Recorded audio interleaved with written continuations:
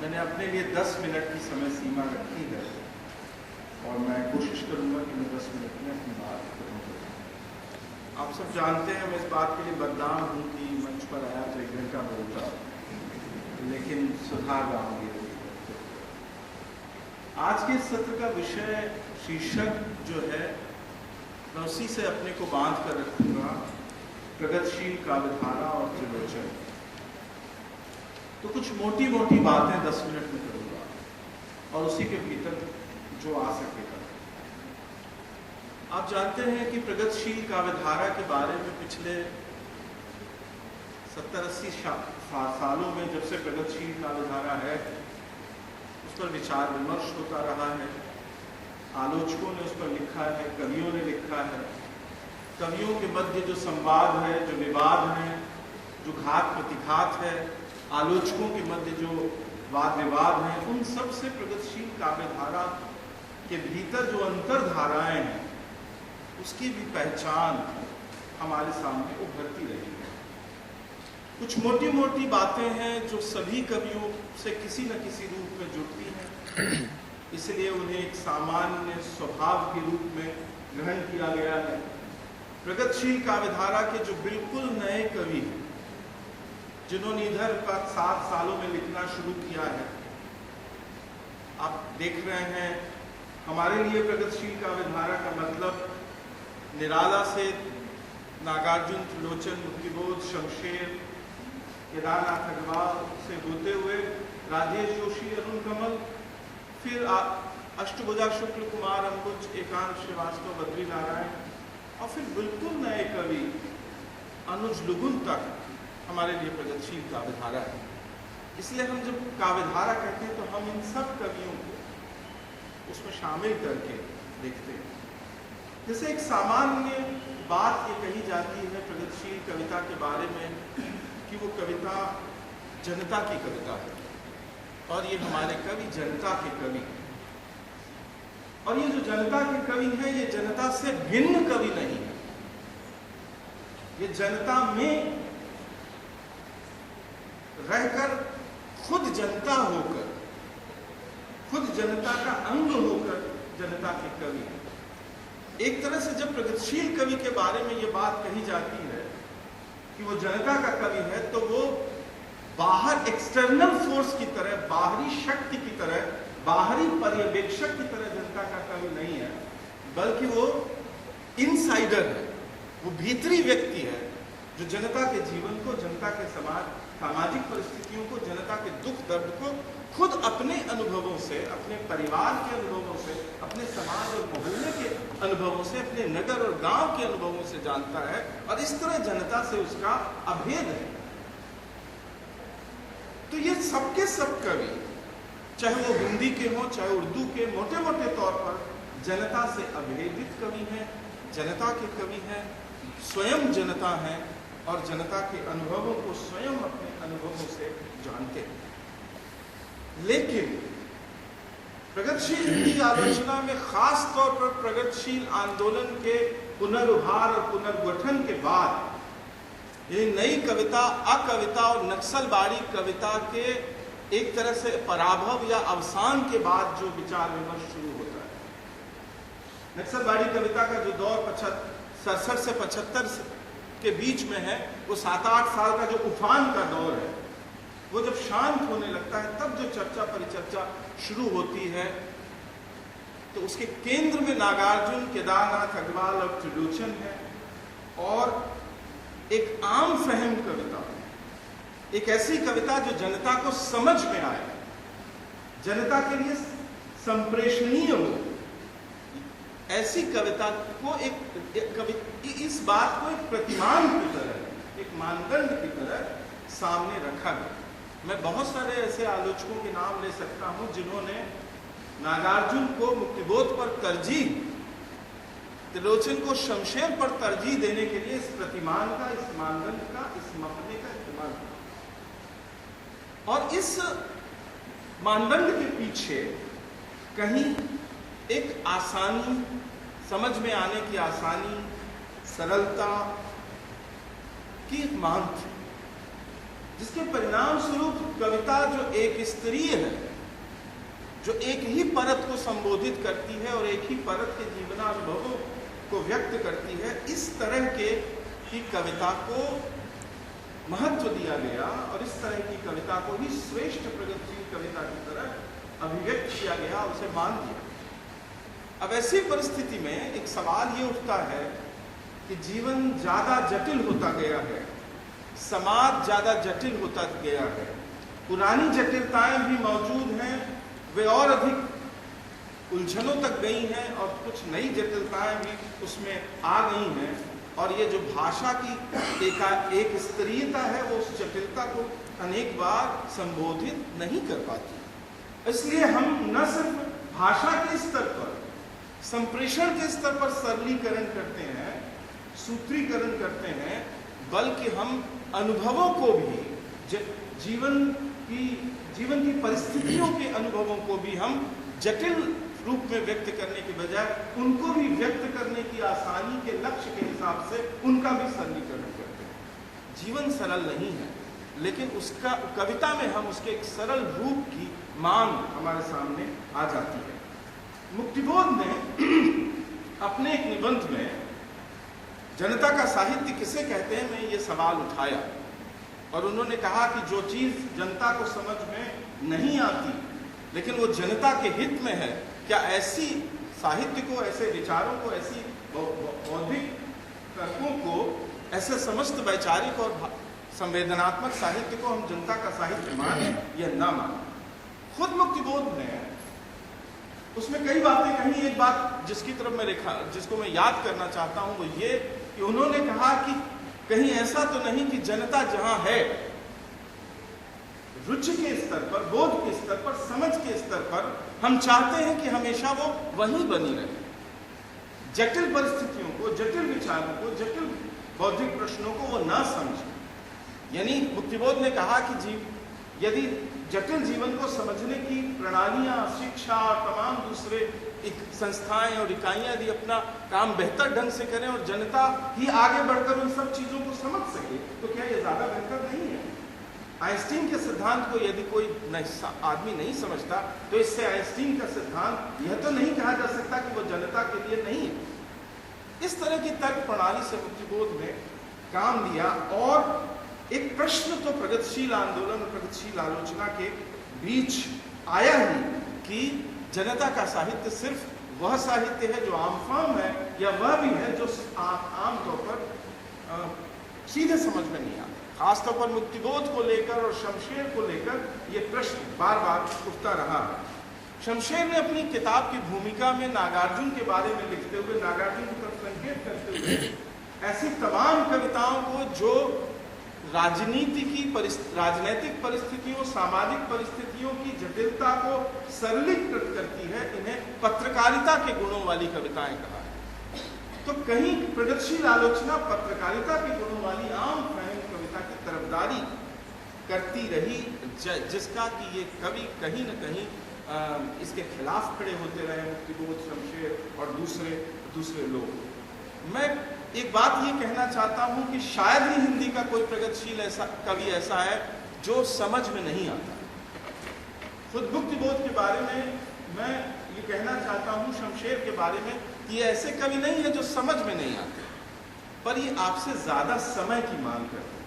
जैसे कल राजेश जोशी जी ने एक बात कही थी और वो ठीक संरचना और रूपक में वो बात कही गई थी कि यदि आप त्रिलोचन की कविता के पास जाते हैं, आप पहाड़ों जैसी उतार चढ़ाव भरी कविता के आदि हैं, तो वो जो सहज सपाट जीवन की कविता है उसके साथ आपको लगातार कोशिश करते रहनी होती है। इसलिए हर कवि अलग तरह के अभ्यास की मांग करता है।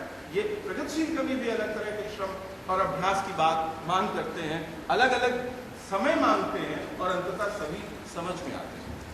अभी आप देखेंगे कि मुक्तिबोध की जन्म शताब्दी शुरू होगी तो मुक्तिबोध की कविताओं के टुकड़े, जैसे कल आपने त्रिलोचन को सुना है, वैसे मुक्तिबोध को भी आप गाते हुए लोगों को सुनेंगे। हम पिछले 25 साल से सुन रहे हैं मुक्तिबोध को गाया जाते हुए। वो जो सबसे जटिल दिखता है वो भी कहीं न कहीं किसी स्तर पर लय में और छंद में बंधा हुआ है और लोगों को समझ में आता है। तो आम सहनता की दृष्टि से ये 3 स्तर प्रगतिशील कविता में बनते हैं। एक स्तर है जो शील, शंकर शैलेंद्र और रामविलास शर्मा जैसे कवियों का। दूसरा स्तर है जो नागार्जुन और केदारनाथ अग्रवाल जैसे कवियों का है। और एक तीसरा स्तर है जो आसानी और आम फहम कविता से जटिल और जटिलतर कविता के दोनों छोरों को छूने का साहस रखने वाले कवि हैं। उसमें मैं 3 कवि फिलहाल तो उनका नाम ले ही सकता हूँ। मुक्तिबोध है, शमशेर है और उनके साथ त्रिलोचन है। ठीक कहा केदार जी ने कि वो क्लासिकी संयम के कवि हैं। कल मैंने 3 पंक्तियों की एक छोटी कविता पढ़ी थी, बिल्कुल छोटी सी कविता 3 पंक्तियों की। यदि वो मुझे अभी मिलती है तो मैं आपके सम्मुख पढ़ता हूँ। उस कविता में आप देखिए कितनी ये वो कवि नहीं है चंपा काले काले अक्षर नहीं चिंती लिखने वाले कवि। पीछे उषाएं हैं, पीछे उषाएं हैं, उषाएं हैं और आगे संध्याएं पंक्तिबद्ध, बीच में मैं मेरा आकाश। इस कविता को समझने के लिए आपको उतने ही श्रम, समय और परंपरा के अभ्यास की आवश्यकता है जितना कि किसी भी बड़े कवि की कविता को समझने के लिए चाहिए। एक दूसरी बात जो कल उठी थी और जिस पर मैं इसी परिप्रेक्ष्य में ध्यान देना चाहता हूं, वो ये कि जो भाषा की आसानी वाला जो मामला है, इसी सभागार में भवानी प्रसाद मिश्र पर आयोजित एक संगोष्ठी में बोलते हुए मैंने ये बात कहने की कोशिश की थी कि छायावाद के बाद की लगभग सभी प्रमुख काव्य धाराएं छायावाद की तुलना में द्विवेदी युगीन कविता को अपना पूर्वज मानती हैं। इसीलिए आप देखेंगे कि छायावाद के तुरंत बाद या उसके समापन के समय में जो कवि उभरते हैं वे सारे के सारे द्विवेदी युग के कवियों के छंद में और भाषा में कविता लिखते हैं। आगे उनकी शुरुआती 500-600 वर्षों की कविताएं पढ़ी। नागार्जुन 1944-45 तक उस नागार्जुन का बोध नहीं होता जिसके लिए आज नागार्जुन जाने जाते।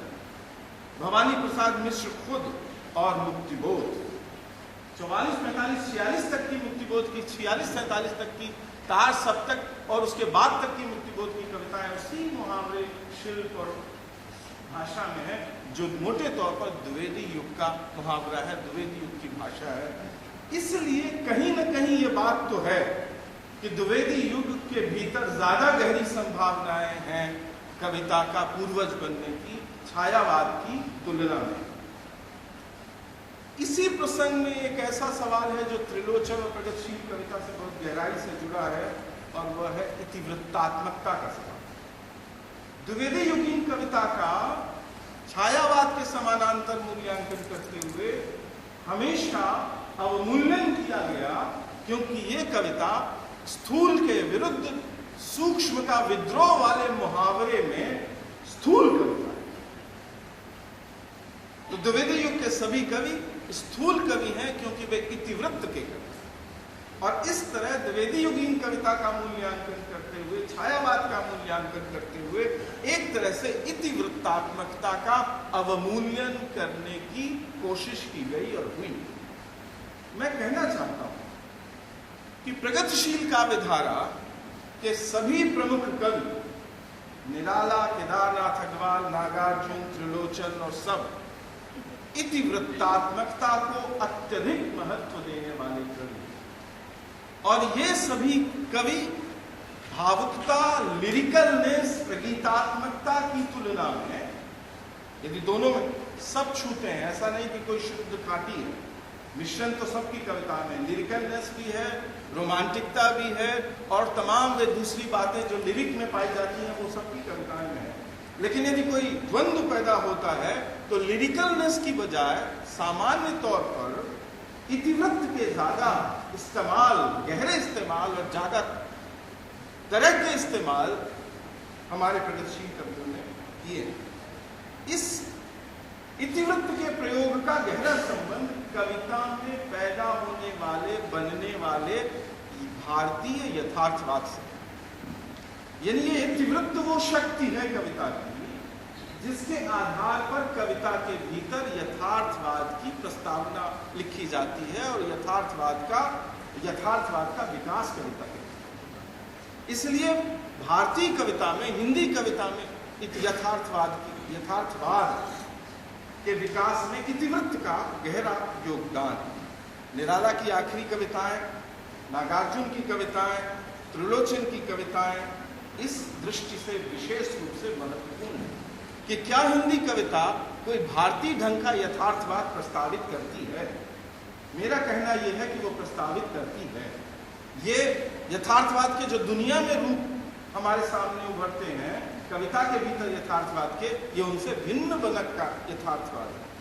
खुद आप त्रिलोचन की कविताएं देखिए, नगई मेहरा, भुरई केवट के घर, चंद्रमुखी ने गोरकी की तस्वीर निहारी, चित्रा जाम्बोरकर, आजकल लड़ाई का जमाना है, बाढ़ में दशाश्वमेध घाट, बिल्ली के बच्चे, अवतरिया। इसके अलावा वो जो आत्मबद्ध कविताएं हैं वही त्रिलोचन है। चीर भरा पजामा, भीख मांगते उसी त्रिलोचन को देखा कर, बिस्तरा न चारपाई, ये सारी की सारी कविताएं। और इसके अलावा बहुत सारी कविताएं उनके संग्रहों में हैं। ये सब की सभी कविताएं मूलतः इतिवृत्तात्मक कविताएं हैं। न तो इनमें लिरिकलनेस है, न नाटकीयता का इस्तेमाल है, न महाकाव्यात्मक होने की कोई कोशिश है, न महाआख्यानात्मक बनने की कोशिश है। कविता की जो अन्य उसकी गुण है, शक्ति है, लगभग उनको उनसे दूर रहते हुए, उनको किनारे रखते हुए सिर्फ इतिवृत्त और उसके आसपास की कुछ शक्तियों के बहाने से इस कविता को आकार दिया गया है। लेकिन ये इतिवृत्त जो भारतीय कविता में यथार्थवाद की आधारशिला रखता है, ये कितने काम की चीज है। सबसे लोकप्रिय कविता, अब नगई मेहरा को छोड़ दीजिए, चित्रा जाम्बोरकर को छोड़ दीजिए, वो लंबी कविता है, मैं बात करना कठिन है। मैं बस एक कविता पर बात कर रहा हूँ, चंपा काले काले अक्षर नहीं चीरती। कल इस कविता का पाठ किया था राजेश जोशी जी ने, तो हमारे सामने ये कविता आपकी स्मृति में है। आप शुरू से पढ़िए तो एक सामान्य वर्णन है।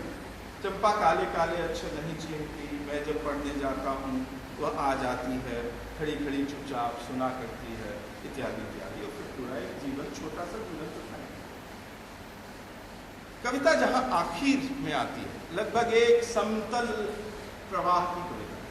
त्रिलोचन की कविताएं पढ़ते हुए इस बात का भी बहुत खास आभास होता है कि नागार्जुन, मुक्तिबोध और शमशेर की तरह का आवेग, जैसे मुक्तिबोध की कविता का तो उसकी पूरी संरचना का केंद्रीय शक्ति है, उनकी कविता का आंतरिक आवेग। यदि वो आंतरिक आवेग निकाल दिया जाए तो कविता एक निर्जीव चीज की तरह हमारे सामने रहती है।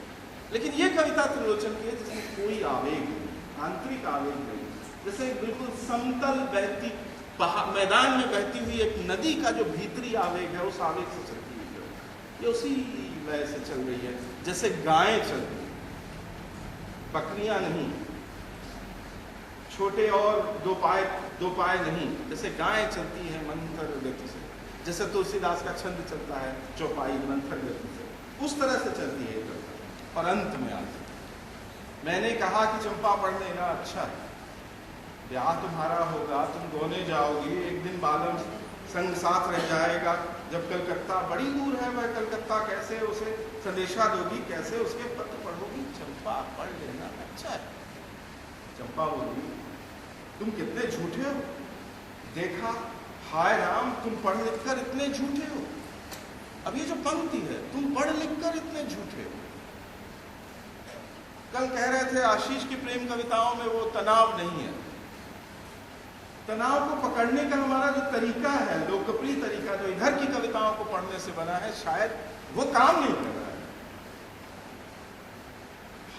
हाय राम, तुम पढ़ लिख कर इतने झूठे हो। अब जब इस पंक्ति को आप पढ़ेंगे और इसके ठीक पहले प्रेमचंद को पढ़ेंगे, जिन्होंने पढ़े लिखे लोगों का, शिक्षा का और आधुनिकता का एक जबरदस्त क्रिटिसिज्म कहानी और उपन्यासों में बनाया है। उनके सारे पढ़े लिखे पात्रों को आप देखिए, मॉडर्न आधुनिक पात्रों को देखिए, और फिर देखिए आपकी उनके बहाने से जो क्रिटिसिज्म हो रहा है, मेहता के बहाने, मालती के बहाने और तमाम पढ़े लिखे लोगों के बहाने। ये पढ़े लिखे, पढ़ लिख कर इतने झूठे हो। ये सारी की सारी पढ़ाई लिखाई के बारे में एक निरक्षर गांव की सीधी लड़की की एक टिप्पणी है। क्या इसके भीतर कुछ है, कोई आलोचना का संकेत है? समझना होगा। हाय राम, तुम पढ़ लिख कर इतने झूठे हो, मैं तो ब्याह कभी न करूंगी, और कहीं जो ब्याह हो गया तो मैं अपने बालम को संग साथ रखूंगी, कलकत्ता में कभी न जाने दूंगी, कलकत्ते पर बजर। सारा का सारा समूचा वर्णन अब तक का जितना इतिवृत्तात्मक वर्णन है जो साधारण संवादों से बना हुआ है, जब इन दो आखिरी पंक्तियों में आता है, यदि आप कलकत्ता नहीं जानते, यदि आप उपनिवेशीकरण की प्रक्रिया, औद्योगिकरण की प्रक्रिया और किसान समाज से उठने वाले जाने वाले मजदूरों के उस पूरे जीवन को नहीं जानते, उस पूरी त्रासदी को नहीं जानते जो उपनिवेशवाद और औद्योगिकरण से, आधुनिकीकरण से पैदा हुई है, जिसका एक बाय प्रोडक्ट भिखारी ठाकुर का विदेशिया है, तो आप कलकत्ता और फिर वो एक लड़की कलकत्ते पर बजर गिरे, जैसे कि पूरी की पूरी कविता वो समूचे 150 सालों की जो करुणा है, जो आक्रोश है, जो क्षोभ है, जो असंतोष है, जो त्रासदी है, उसको एक पंक्ति में व्यक्त कर देती है। जैसे पूरा का पूरा ऊपर का वर्णन जैसे दहकने लगता है, जलने लगता है, और वो उस पूरे क्रिटिसिज्म ऊपर नीचे से ऊपर की तरफ चलेंगे तो जैसे उस पूरे क्रिटिसिज्म को भीतर धारण करेंगे। मॉडर्नाइजेशन, औपनिवेशीकरण, औद्योगिकरण, नगरीकरण, ये समूची की समूची प्रक्रिया जैसे इस आखिरी पंक्ति से, और आकांक्षा, ये पूंजीवाद का जो किला है, ये पूंजीवाद के जो बड़े बड़े स्मारक हैं, इन सब पर वज्र गिरते हुए मनुष्य मैं कहना चाहता हूं कि इस इतिवृत्त के बारे में फिर से विचार होना चाहिए, क्योंकि इतिवृत्त कविता का सबसे पुराना, सबसे विश्वसनीय, सबसे निकट का साथी है, और इतिवृत्त के बगैर कोई महान कविता नहीं बनती, चाहे वो तुलसी की हो, चाहे किसी दूसरे की। मैं समय ज्यादा ले चुका हूं, कुछ बातें जरूरी कहनी थी, इसके बावजूद मैं खत्म कर रहा हूं। धन्यवाद।